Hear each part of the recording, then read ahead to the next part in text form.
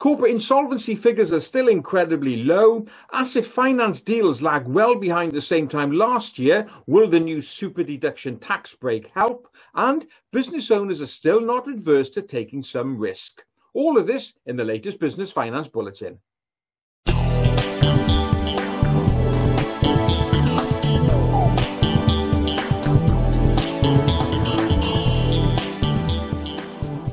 Despite everything that's going on economically, one statistic that continues to surprise is the low number of firms that are entering into some form of insolvency arrangement.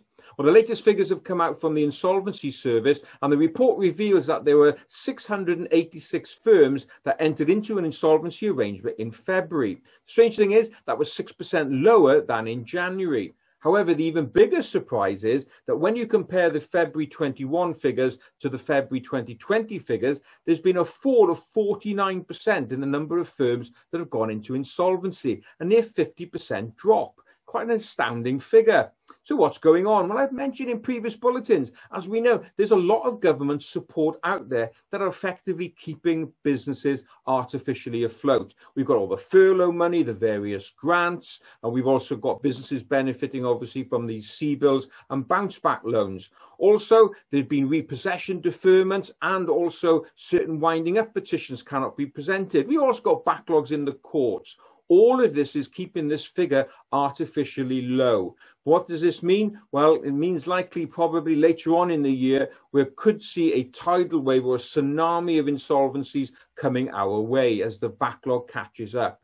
So what can you do? Well, if you're a business that offers terms, say 30, 60, 90 days to your clients, a couple of things that you can do.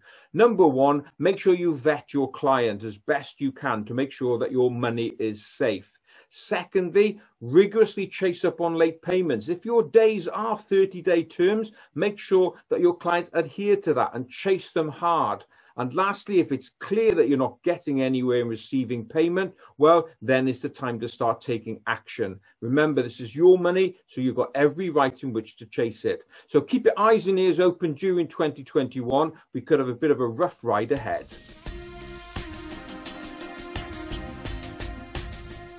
One part of the financial services provider market that has taken a bit of a hit over the last 12 months is asset finance. That's HP and leasing. The latest figures have come out from the Finance and Leasing Association, and its members have revealed that in January 21, they saw a reduction of 16% in deals written compared to the same month, January 2020. If we look at the overall 12 months, the fall in the amount of business written has been 24%. So on the face of it, it means that businesses are not buying or investing in plant and equipment and machinery, vehicles, business equipment, new IT. However, there's another dynamic that comes in here, of course. It doesn't mean that perhaps investment appetite has fallen away completely. There is an element of that. But it could be that businesses, of course, are using their bounce backs and CBILS loan money to purchase these assets in cash instead of putting them on asset finance and HP. But as I said, confidence or lack of confidence is a big driver here. However, there's one thing that may help change this. In the budget recently, the Chancellor announced that he has launched a new Super Deduction capital allowance. You can now claim 130% of investments that you make in qualifying plant and equipment. Effectively, this means that you will save corporation tax equivalent to 25 pence for every £1 that you invest. The idea of this super deduction is, of course, to encourage businesses to invest. That kind of expenditure really trickles all the way down through the economy and benefits everyone. So if you do have some plans to invest in plant and equipment, take a look at asset finance. It'll help preserve your cash flow and put you in a better position to benefit from the bounce back that will undoubtedly come in 2021. If you want to talk about your asset finance options, always happy to have a chat. Just drop us an email, info@businessloanservices.co.uk, and we'll talk you through the options.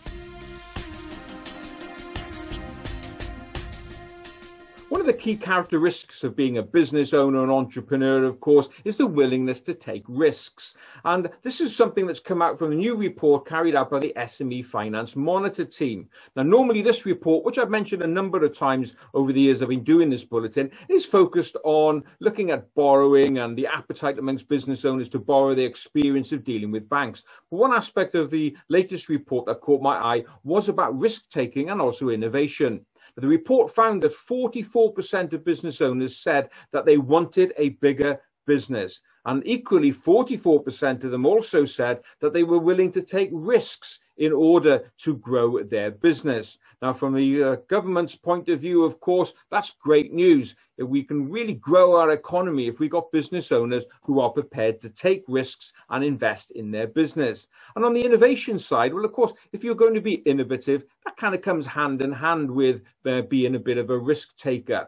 The report finds that 21% of business owners have said over the last 12 months that they've introduced new products and services, probably in response to the changing market that we've seen over the last 12 months. Also, 41% of them said that they have been innovative, which has resulted in improved efficiencies within their business. So perhaps there is some good to come out of everything that we faced over the last 12 months. So overall, it's really good news for the economy that we still got business owners out there who are willing to take a little bit of risk in order to grow their business.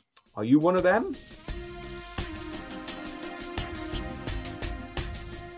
Well, that's it for another bulletin. As ever, I hope you enjoyed it. And if you did, please don't forget to give it a like, a share, and subscribe to this channel. So thanks very much. I look forward to being with you again next time. In the meantime, have a profitable, safe, and healthy week.